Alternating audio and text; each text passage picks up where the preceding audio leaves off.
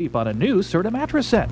KNS Furniture downtown Farmer City not only has Mel Allen. It's a bright sunny afternoon, and what a beautiful day for a ball game. I'm talking baseball, like Reggie Quisenberry, talking baseball. Carew and Gaylord Perry, Seaver, Garvey, Schmidt, and Vida Blue. If Cooperstown is calling, it's no fluke. They'll be with Willie, Mickey, and the Duke.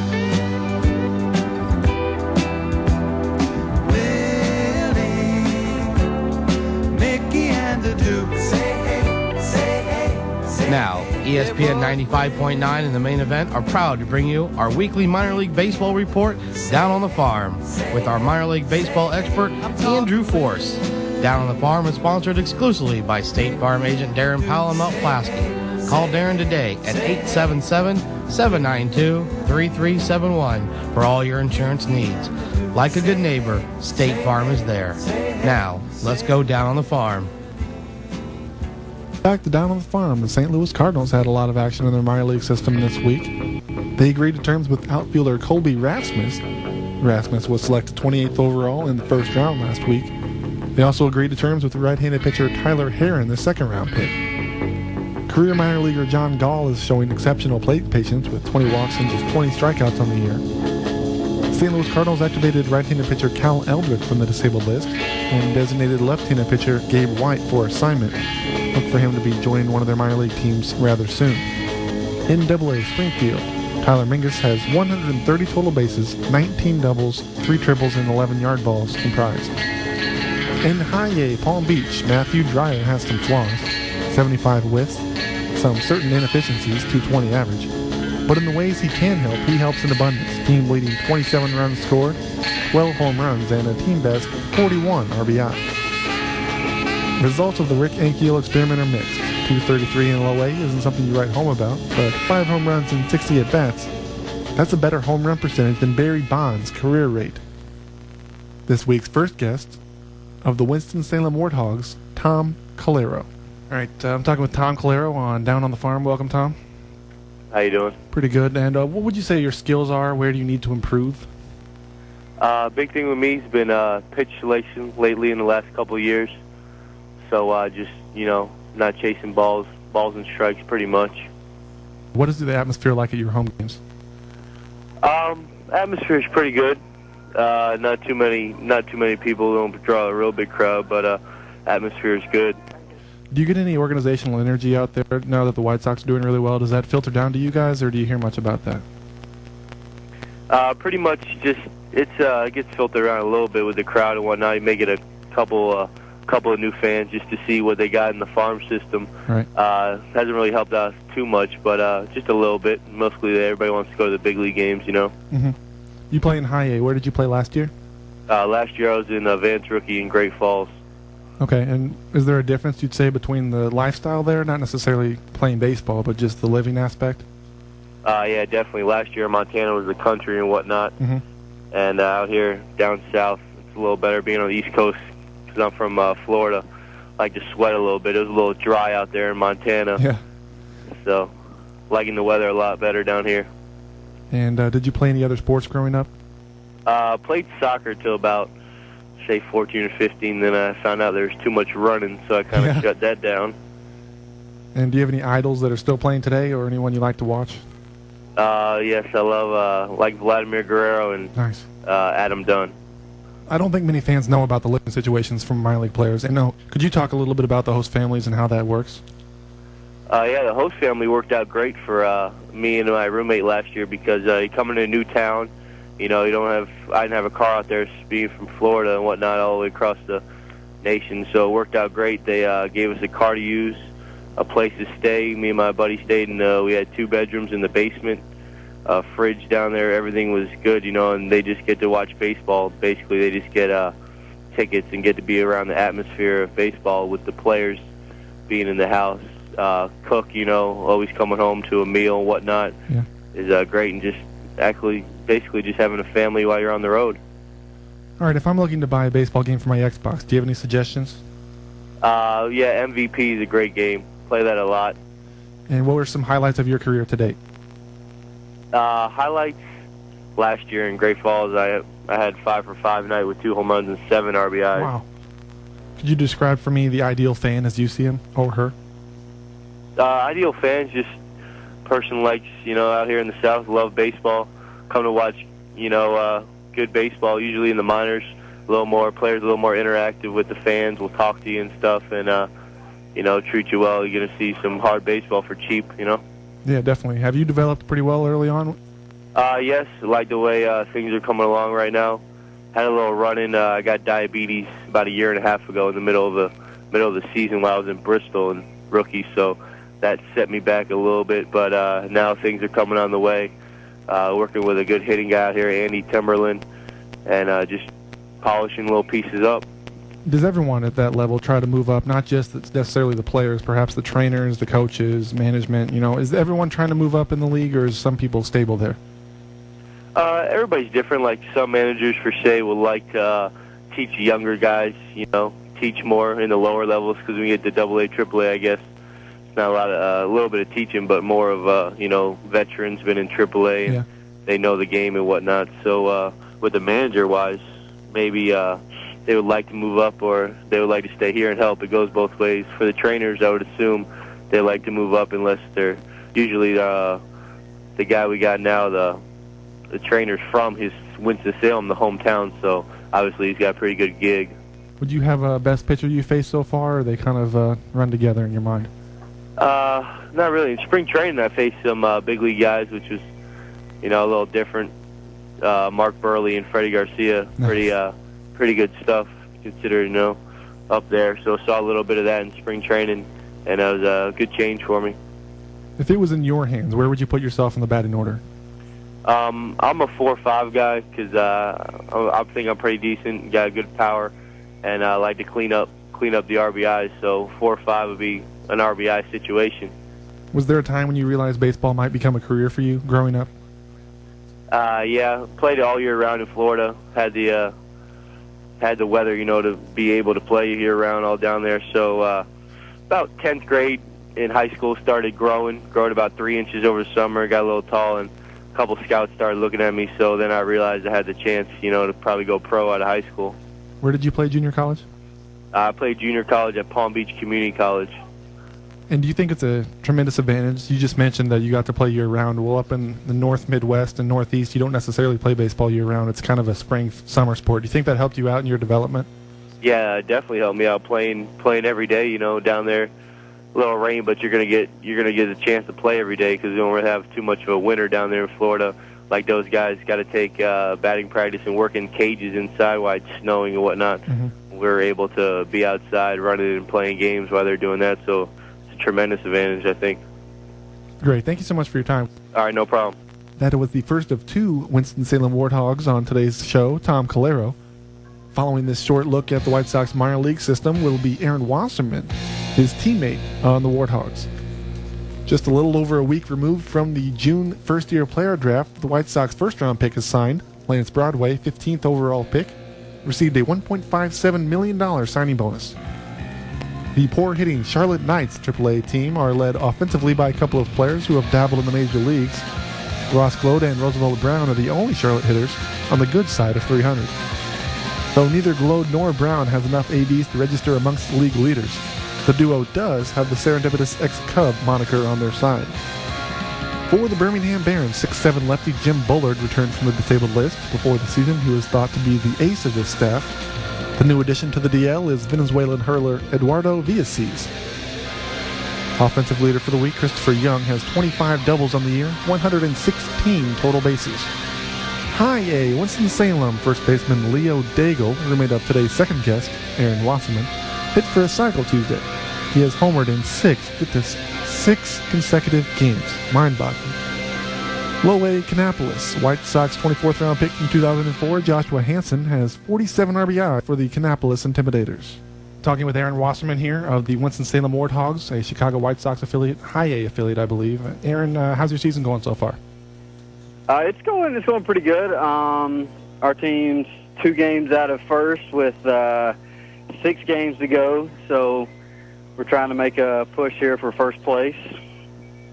what goes on when you don't get drafted and you still think you have the potential to make it in the minor league system? It's pretty frustrating. We had a scout day, and I threw pretty well on scout day. Actually, this was before the season, and it was the hardest I'd ever thrown. And my coach was, he's like, yeah, they're interested. You just need to just need to have a good year. Well, my senior year was the worst year ever for my baseball career. Wow. So, and I still had some guys come out and watch, and I didn't think I was going to get drafted at all because nobody had talked to me, whatsoever. So, it was, I once had a coach say, the hardest thing for a lot of baseball players is when you're finished with your senior year and the phone doesn't ring, what do you do next? Mm-hmm. Yeah. So it was kind of like that, and my coach told me that, maybe I should try some tryouts, to see, you never know what can happen. So it was tough, but, it was always a dream of mine to get drafted one day. It didn't happen, but, it's okay. Everything turned out all right. You throw submarine? I do throw. So it's sidearm, submarine, something along those lines. When did you start throwing with that style? I started mixing it into pitching my junior and senior year of college, and then I didn't start doing it full-time until I got picked up by the White Sox. How does that happen? How do you make that transition? What goes on in your mind when you think, hey, maybe this will work? Well, I had some moderate success over the top, and I really didn't like my curveball. Okay. So I was playing in a summer league, and I was like, all right, I'll just mess around with a sidearm slider, and I started throwing it, and the hitters had a tough time with it, and I really liked it, so I was like, all right. So that's how it started. It started real small, and then it got to the point where, okay, I can't just drop down and throw a slider. Yeah. I need to drop down and throw a fastball. Yeah. So then I started integrating that into it, and then before you know, I looked up, and I was only losing like maybe a mile or two an hour, and sometimes not any.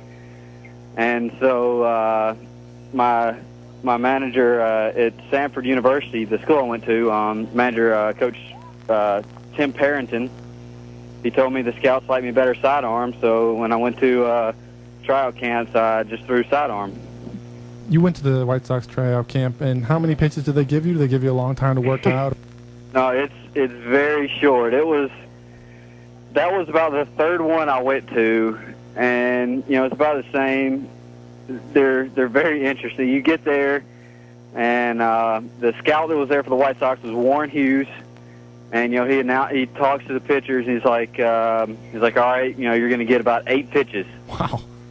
Yeah, he's like, you're going to get, we'll give you like 4 to 6 fastballs, and then we'll let you spin some breaking balls, and if you have a third pitch, we'll let you show it. But they're trying to get through 150 pitchers. Right. So it's got to be really quick. So and the magic number at a tryout is 90. Every tryout I went to, they're like, if you don't hit 90, we can't send your name into the organization. Mm-hmm. So my philosophy was just, all right, I'm going to throw it as hard as I can. I got 8 pitches to try and hit 90. And I think he said that day I was sitting at like 90, 91, and with a decent slider. So, and he said he liked the movement on my ball, and so that's how that happened. But yeah, you don't get many pitches at all. It's pretty stressful. I bet. Plus you got everybody watching you. You got a guy on each mound, and it was at the Barron Stadium. So that was kind of ironic. So right now you're the closer for the Warthogs? Yes, sir. I'm the closer for the Warthogs. Okay, so as a closer, you go out there pretty much every night or have to be prepared every night. How do you get your body refreshed for the next game? I bounce back. My arm bounce back pretty quick. I make sure I stretch pretty good. We stretch about 3 times a day. Wow. So, and we work out pretty good, and we run pretty much every day, so that keeps my arm and rebuilding and stuff like that. So, some pitchers it takes, they can throw one day and then they need a day off. Me, for some reason, I'm able to bounce back a lot quicker. So So, I mean, one of the hardest parts is getting back up there mentally, especially if you have a rough outing. Right. As the closer, say you blow a save, a save opportunity comes the next day. You got to be ready to get back out there and go again. You kind of have to have a short-term memory. Yeah. All right, this is kind of a general question, not speaking of your numbers per se, but do you think that scouts, when looking through the minor league system, notice skills, even if your stats aren't necessarily doing that well that season? Do they notice if you improve or not? I think so. It's I think it's a big baseball's a big game of improvement. Like you can, if you start off the season, I think really rough. Like if you just have a rough start and then you finish strong, I think they notice, that okay, he adjusted well, so he experienced some success, and they can I think continue to compare it to what you do every season. So like if you improve every season or if you get worse every season. So yeah, I think they look at it a pretty good bit. All right, thanks a lot for your time. Thank you very much. That was Aaron Wasserman of the Winston-Salem Warthogs, the White Sox High A affiliate. For the Northsiders, Kerry Wood began his rehab assignment with Iowa. In 3 innings pitched, Kerry gave up 1 run. He struck out 3 and walked 2 over the course of 46 pitches. Never one to overlook his spot in the lineup, Wood tripled and scored in his only at-bat. On that aforementioned Iowa Cubs team, 22-year-old Ronnie Cedeno was tearing up the PCL, hitting .359. Oh, and how would you like his .528 slugging percentage out of your middle infielder? In West Tennessee, Matt Merton's numbers look good across the board. .356 batting average, 13 swipes, more walks than strikeouts. A great year for the Diamond Jack. The Cubs made a roster move this week. Rich Hill, 24-year-old, will be assigned to the bullpen for now and be used in long relief. Lefty John Karanka was optioned to AAA Iowa to make room on the 25-man roster. In High A, Daytona, former first-round pick and down on the farm guest Scott Moore has 15 home runs to date. Louis Montañez has been slow to develop, but this week's Peoria Chiefs focus is on him. He is second in the Midwest League with 21 doubles on the campaign. Thanks to both of this week's guests, Winston-Salem Warthog teammates Tom Calero and Aaron Wasserman. Come back next week to hear while your team's growing down on the farm. Every pitch, every hit, every play. Get in the game. Only on ESPN Radio 95.9, WHOW FM, Clinton. Some drivers think comfort is found in leather seat or dual climate control, but for 40 million American motorists, comfort is known they have a State Farm agent who's always there. Why count sheep when you can get a great night's sleep on a new Serta mattress set? K&S Furniture, downtown Farmer City. June is another great month at Clinton Auto Auction. The first and third Saturdays of this month, there's more big auctions at Clinton Auto Auction. They'll have their usual selection of cars, trucks, vans, and SUVs, over 100 models, starting at 10 a.m. Gates open at 7:30 for preview. For more information, visit their website at clintonautoauction.com. Clinton Auto Auction is located on the south edge of Clinton. If you're coming from Macon County, go all the way to the first stoplight and then follow the signs to Clinton Auto Auction. Snapper's Bar and Grill is a place for nightlife, live bands, and entertainment in Central Illinois. Snapper's Bar and Grill is pleased to announce that they will be having a live DJ every Friday night, great drink specials every weekend, and always free darts for you and your friends to enjoy. So whether you are looking for a place to dance all night or just relax with friends, you can see why Snapper's Bar and Grill is the place for nightlife in Central Illinois. Snappers, located on the square in beautiful downtown Clinton. Where can you go in our community to post local events on a free, interactive community calendar? Buy and sell things online within the community and keep local businesses from being lost in the sea of .coms. Buy DecaturFirst.com, the only place to go to support and communicate within our community. Only local businesses are listed in our site, so every time you buy something from BuyDecaturFirst.com, you are supporting Decatur and its economic well-being. Buy DecaturFirst.com. Go there today.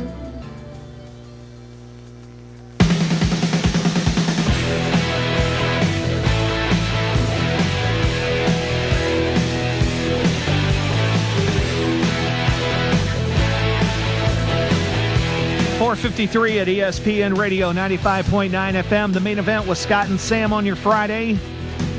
Lots of stuff going on out there in the old sports world over the weekend. We've got softball coming back to Decatur, and that's tonight. We've got the Futures Golf Tournament going on.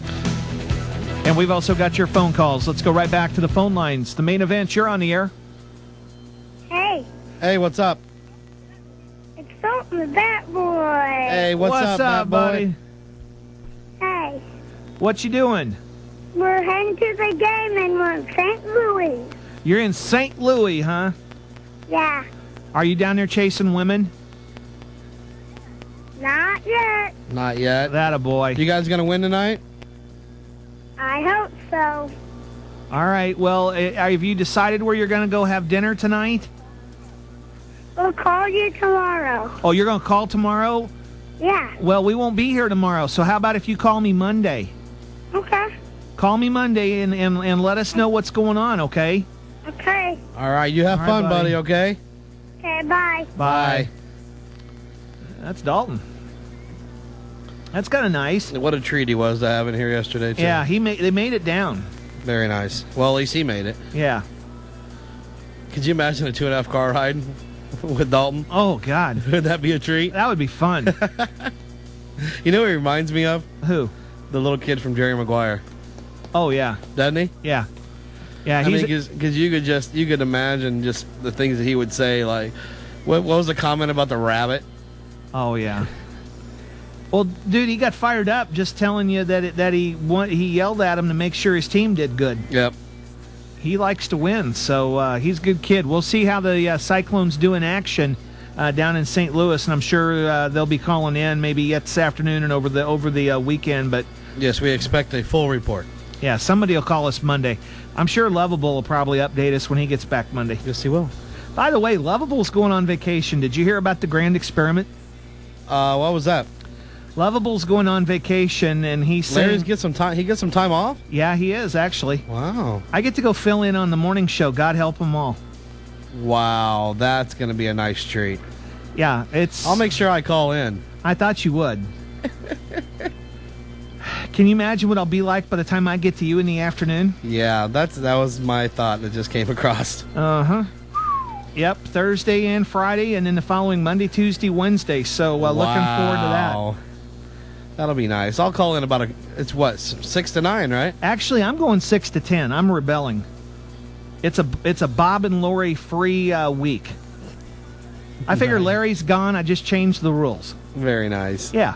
You'll just take the repercussions when you get back. That's right. I mean, what's the worst that Larry can do? He'll come back and yell at me. You're used to that. I'm used to that, so it doesn't matter. Well, that's good. I'll call in about 9:45 and say, yeah, I'm just getting up. Yeah. How's your morning? Yeah, I appreciate that, really. You know, Marie was happy. She says, well, she goes, I guess I get to see you in the morning. I'm like, God, you know, it don't nice. take a whole lot to get Marie excited, though. No. You know, she's pretty laid back, pretty easygoing. Well, you saw what happened at lunch. Yeah. Yeah, the steak was pretty good. Baked potato was all right, but boy, when you broke out the chocolate bundt cake, she was a changed woman. Yes, she was. Something about, women in that chocolate. 935-8100 is the phone number. Cubs baseball coming up this afternoon, or this evening, I guess. Cubs Yankees. Yeah, that'll be 5:35 pregame, I believe, right here on ESPN Radio 95.9 FM. Carl Bovano going to the hill tonight for the Yankees. Yes. Carlos Zambrano doesn't miss a start over the turf toe, and toes are rubber tonight. That one ought to be a slobber knocker. That's a pretty good matchup on